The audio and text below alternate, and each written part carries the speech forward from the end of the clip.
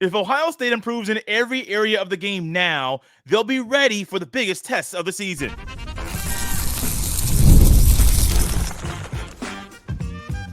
You are Locked On Buckeyes, your daily podcast on the Ohio State Buckeyes. Part of the Locked On Podcast Network, your team every day. Welcome in, Buckeye fans, to a Thursday edition of Locked On Buckeyes, part of the Locked On Podcast Network, your team every day, here on Thursday, September 5th in the year 2024. I'm your host, Jay Stevens, also the host of the Jay Stevens Podcast, and today's episode is brought to you by FanDuel. Now through September 22nd, all FanDuel customers can bet $5 and get a 3-week free trial of NFL Sunday Ticket from YouTube and YouTube TV. Visit FanDuel.com to get started. Ohio State is one of those teams right now that won in a big way in week 1. 50-plus points on their first opponent, didn't give up a touchdown to the opposition. They're sitting pretty, you would think. That's not how Ryan Day's looking at things. Yes, the margin of victory was big. Yes, Ohio State scored a lot of touchdowns. He even scored a couple touchdowns on the defensive side of the ball. But Ryan Day still believes that Ohio State needs to improve in every area. That's correct. They need to improve in every area, and they need to find those inches. And this is the kind of mindset Ohio State needs to have if they want to win the national championship. Now, having the mindset's one thing.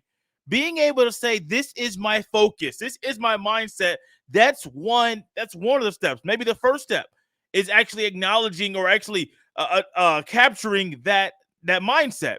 Another thing is actually doing it. Now, doing it during practice is great.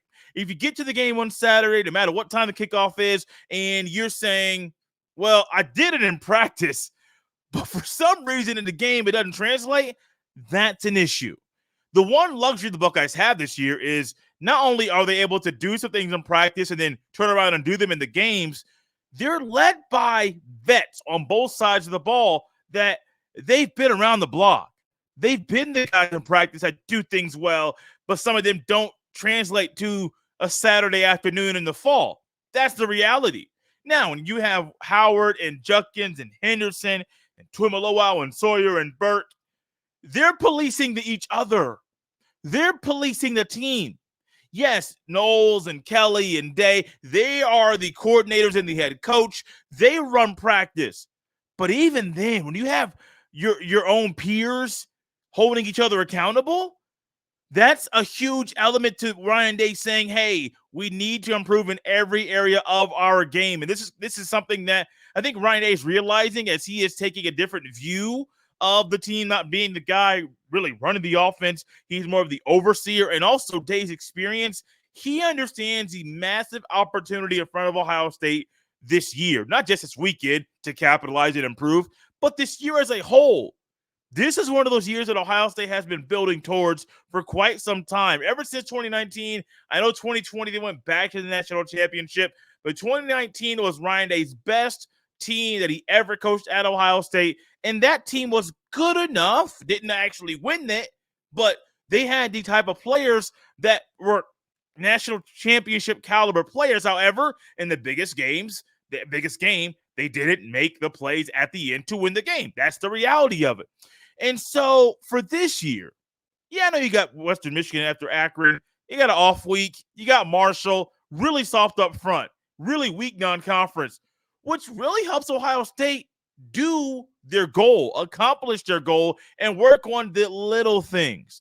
Think about all the national championship teams that you have seen, that you have watched, and just in college football in general.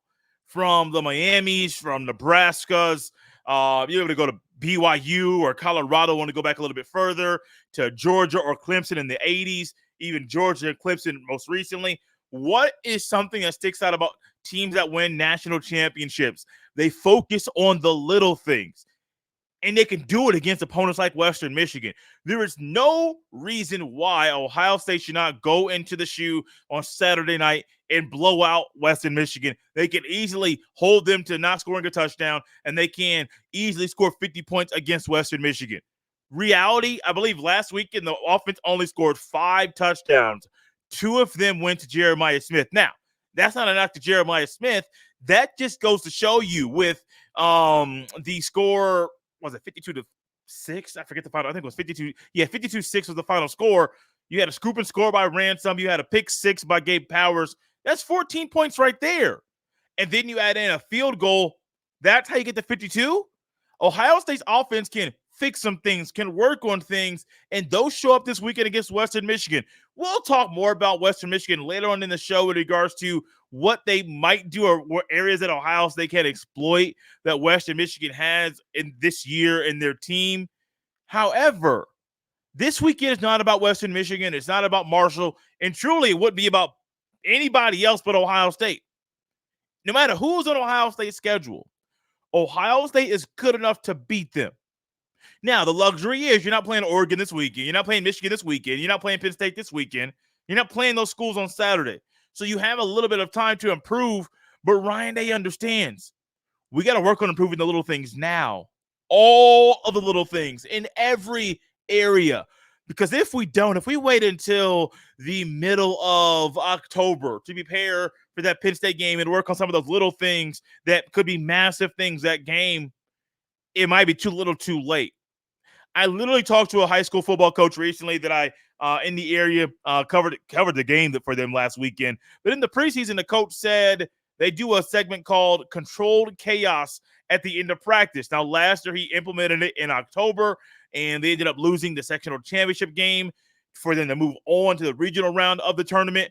But he said, hey, maybe doing it earlier in this season, literally did the first week of camp in August. He implemented this thing and said, hey, controlled chaos. It's an intense portion of practice. You have to be on top of your game mentally and physically to be the best you can be during this portion of practice. And he said doing it now might help us down the road. Now, that was preseason practice for a high school football team. We're in week 2 of Ohio State's football season. You work on these things now, they'll help you down the road. They'll help you in the Big Ten Championship. They'll help you demolish Western Michigan, and they'll help you down the road too. Now, I don't normally talk about national championship aspirations or expectations or any of that during week 2, but something tells me Ryan Day understands the long journey to get there. The difference between this year was a lot of differences between this year and the 2020 season when Ohio State went to the Natty. That team only played in 8 games. Their season started in October, not Labor Day weekend. So there are a lot of differences just in that aspect from this year to that year. But one thing Ryan Day knows, this year is going to be different. 12-team playoff. If you win your conference, you get a bye. So many things are different just in the playoff alone. But in the regular season, you got a West Coast school. You got to go out there for a conference game. That's different. Working on the little things now will speak volumes about Ohio State's growth and progression through the season. It will help them for not just Western Michigan on Saturday, but will also help them for the biggest tests of the season. And I think Ryan Day understands this is needed for Ohio State to have a successful journey this season. For Ohio State to have a successful journey this season, they must improve on the little things, improve in every area. But what area specifically do the Buckeyes need to show improvement in this weekend? Well, I'll tell you next. This episode is brought to you by FanDuel. Guys, you've heard us talk a lot about FanDuel. It's America's #1 sports book, but we have something a little different for you. Now through September 22nd, all FanDuel customers can bet $5 and get a 3-week free trial of NFL Sunday Ticket from YouTube and YouTube TV. Then with the YouTube TV base plan, you'll be able to watch every regular season Sunday afternoon out-of-market game. All you need is a Google account and a current form of payment, and you can cancel anytime. Maybe you're a person that's trying to make a $5 payment to get a 3-week free trial of NFL Sunday Ticket. Well, tap into Ohio State's betting odds for the weekend. They're currently 37.5-point favorites over Western Michigan. The over-under is currently set at 53.5. That spread, you might be someone like me that's tempted to tap into it and say Ohio State's going to cover. If you want to, it only takes $5, and you get a 3-week free trial of NFL Sunday Ticket. Guys, just visit FanDuel.com and download America's #1 sports book. Thank you for making Locked On Buckeyes your first listen every day. When Ryan Day is speaking about areas that Ohio State has to improve, he says every area. But what are some specific ones that we witnessed in week number 1 that were kind of glaring holes that Ohio State can show improvement in? Easy, tangible improvement in over the weekend? Well, first off, to me, I think it's ball security. Now, I don't normally say ball security all the time, but when there's a fumble by a youngster, ball security is a thing. Remember Dallin Hayden and everybody was saying ball security was a thing that kept the coaches from putting him on the field a whole lot more than normal. It goes for the young guys too. Now, Peoples ended up scoring, so cool. That's huge. That's great. But ball security, especially when you're going up against a better opponent, they're going to try to strip the ball, especially if they know it's a weakness. Now, it's not just the youngsters, it's older guys too. They need to work on ball security, especially if you're a returner, because what do you know? Those guys are zooming, flying down as fast as they can. Now, it's not the old school murder squad that I grew up playing, calling it when I was in high school, but they're still running as hard as they can to boom, make a big play, take you out. And if they happen to cause a fumble in the process, so be it. Ball security is a thing, because when you play Oregon, when you play Penn State, when you play Michigan, if the Buckeyes, which I think they will, make it to the Big Ten championship, make the playoff, those big time matchups, you're going up against teams that have elite tacklers. You're going up against a team that have guys that are known for stripping the ball. You're going up against those teams that have earned the right to be one of the top 25 or top 12 teams in the country, and they're going to try to do everything they can to take that ball up out of your hands. Work on ball security now. I think it's one thing that it really, not just now and heading into week 2, no matter, it could be week 13. It could be the third game in the playoff. It does not matter. Carlos Lachlan, Brian Hartline, Ryan Day, everybody is preaching ball security every day of the week, twice on Sunday, no questions asked.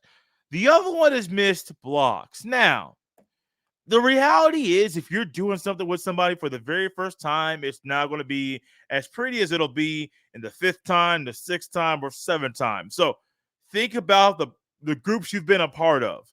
Think about the teams you've been a part of. Maybe you're a basketball player and you started 3 years on varsity, and the first year, man, it was kind of rough. The second year, y'all had the same core. Cool, got a little bit better. The third year, the same core. It was 3 of y'all started as sophomores, started as juniors, started as seniors. In the senior year, it's just seniors working, but what do you have?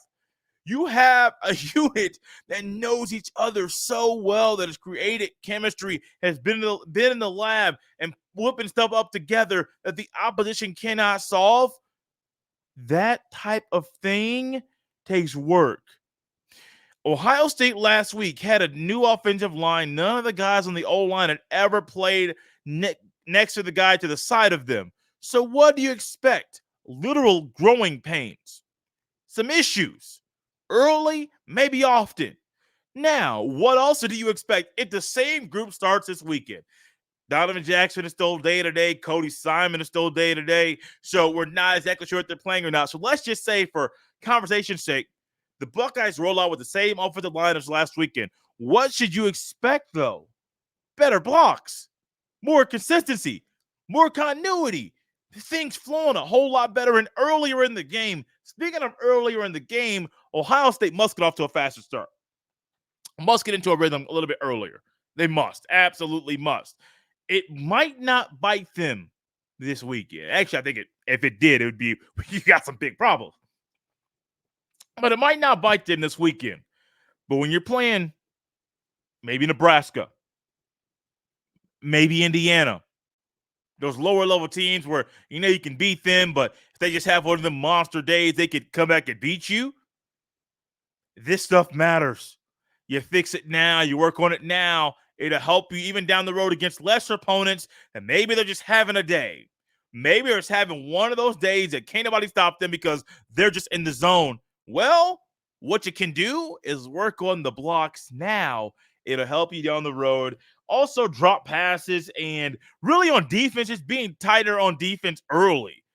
If you look at last weekend, should Akron have scored? Like, I'm just being legitimately honest right now and asking you a question. Hop into the chat and fill it up. Answer that question for us. Should Akron have scored? Because I'm kind of curious about that one. Akron's not on Ohio State's level. Akron's offense is not that good. Now you say, Jay, they scored 6 points. It was 2 field goals. You're correct. Should that have happened with the talent that Ohio State has on defense? That is a legit question. Now, why did it not happen? Not being as tight on defense. Now, plays are going to happen. Guys are going to make plays, and that happens, especially when you know from the jump the other team is going to pull things out of the bag that they might not normally pull out. What do you have to do? Be on top of your game. And these are just a few areas that Ohio State needs to improve on. And I think we're all looking for the Buckeyes to show improvement in these areas this weekend. One thing I am asking myself this weekend is if Ohio State will have 2 100-yard rushers against Western Michigan. I'll give you my answer next.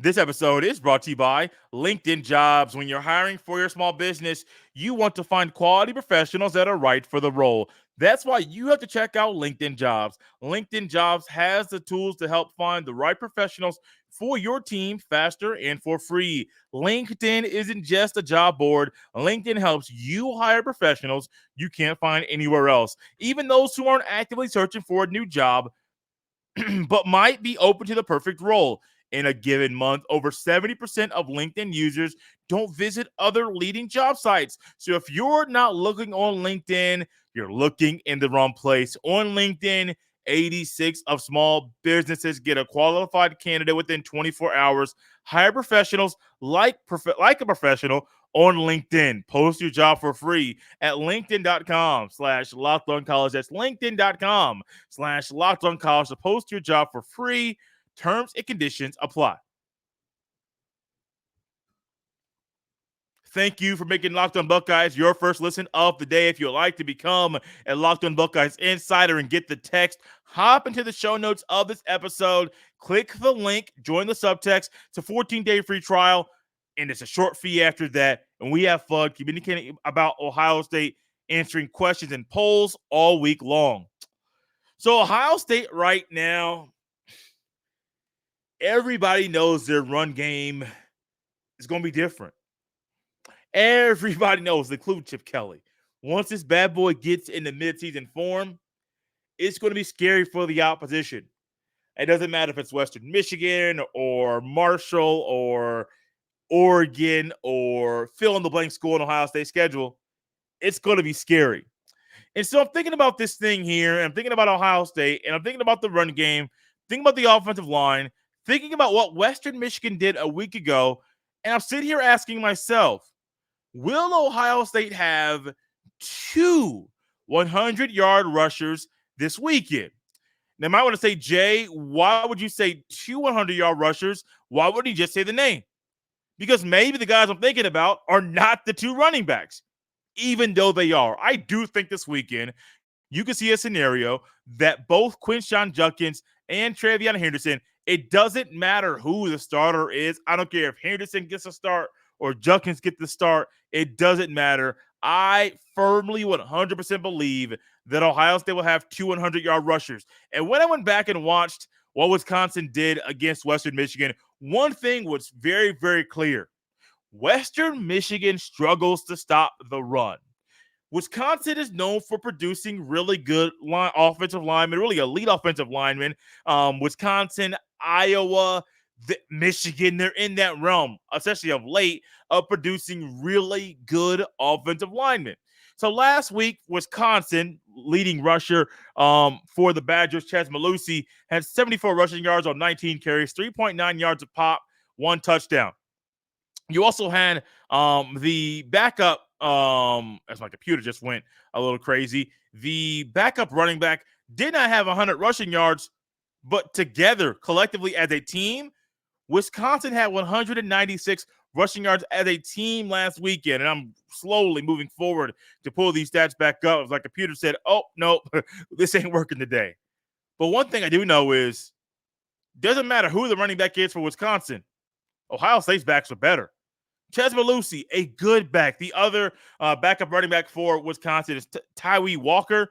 He had 15 carries for 66 rushing yards, 4.4 yards a pop, and 1 touchdown of his own. The Badgers, as a team, scored 3 rushing touchdowns. The other one was scored by starting quarterback Tyler Van Dyke. Cool. I don't think Tyler Van Dyke runs like Will Howard. I was just throw that out there for conversation starter at the barbershop. But I do think, though, with the way the game should go, with this balance as Ohio State wants to be, you're going to find a scenario where both Henderson and Judkins can have over 100 yards together this season for the first time all year. And think about that confidence boost going into the off week. Then you got Marshall. Then you got Michigan State, which should be a mollywhopping. There's no reason why Ohio State should not smack the Spartans. I'm being for real. That game should be over by the midway of the second quarter because Ohio State's that good and Michigan State's that bad. Yes, I'm talking a little smack to your Locked On Spartans host, Matt Sheehan. We do a weekly Big Ten Roundtable, Big Ten Squad show that'll come up on your feed today, this evening. And I was talking trash as soon as I saw him. I said, hey, man, are you ready for Ohio State to beat you? I'm not going to fill in the blank. But I was saying, hey, man, are you ready for Ohio State to do that? And, of course, he understands. He knows what time it is. Ohio State knows what time it is. And it's time for these backs to show up and show everybody why they are comfortable playing together. For Will Howard, though, remember how I mentioned that I think Will Howard's numbers, so probably average, I'm going to put a flat number on it, will probably average 275 passing yards a game and probably average 2.5 passing touchdowns a game as well. It's like 2.5 at 275. I think that's where he's going to be.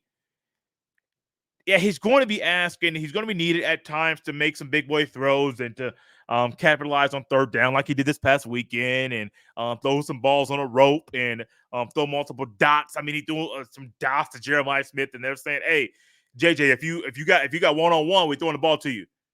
You normally don't say it to a true freshman, but Jeremiah Smith isn't normal. For this offense, and I don't care who the offensive line is.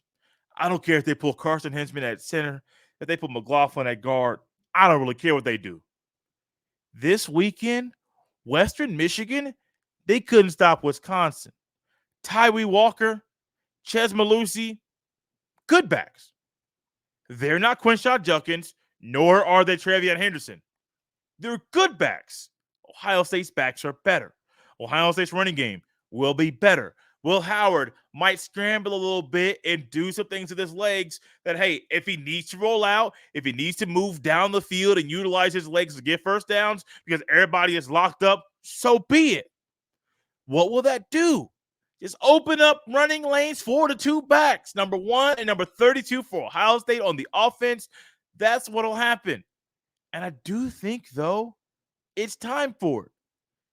Judkins, I think, will get off to a better start this weekend. I have no questions about that, no doubts about that. I think Judkins is going to be more comfortable, will not be trying to figure out where the holes are. If it's the same 5 offensive line from last weekend, what do you have? A full week of practicing with those guys. Maybe Ohio State thought Donovan Jackson could go on Saturday. Ultimately, that did not happen.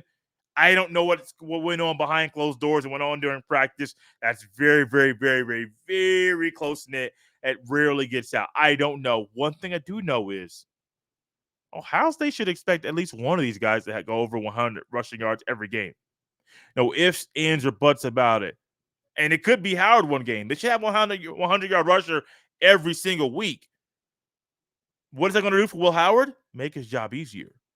We saw Will Howard last weekend flourish via the play action. Now, what do we see? Was it Ryan Tannehill? I think it was Ryan Tannehill with the Tennessee Titans with Derrick Henry. Tannehill was not the best quarterback that the NFL has to offer, but one thing we know is that at that point in time, Ryan Tannehill and Derrick Henry, what did the Titans offense utilize to help Tannehill get loose, to help him get warmed up, to move the ball through the air? The play action pass. What's the quarterback's best friend when the run game is going to move the ball down the field? The play action pass. Of course, get the tight end and making the right play, but the play action pass is going to be great. There's a phrase I mentioned earlier in the week. I'm going to use it now to close up shop. Take what the defense gives you. Now, the context earlier was about Will Howard and how Ohio State and Will Howard just need to call the offense in a way that not only is comfortable for Will Howard, but it's what the defense is giving Ohio State. That same thing goes for the run game. If you realize they can't stop it, there is no reason to say, oh, we got to run the ball here. We got to throw the ball here. Why? Keep them honest. They already know what you're doing with running the ball, and they can't stop it. There's no reason at all to change what's already working. Yeah, I think Ohio State will have 200-yard rushers this weekend, and Judkins and Henderson, and they'll be riding high going into the off week, get healthy, come back, play Marshall, play Michigan State, play Iowa, play Oregon, then have another off week down the road. Thank you, everyone, for making Locked On Buckeyes your first listen of the day. Now go check out the Locked On College Football Podcast. From NIL deals to never-ending conference realignment rumors, Spencer McLaughlin gets you ready for an exciting season on the gridiron. You can find the link to Locked On College Football in the description, so you don't need to search. Part of the Locked On Podcast Network, your team every day. You can follow me on X at JSteven07. We're out of here on a Thursday, Buckeye fans. We'll see you next time.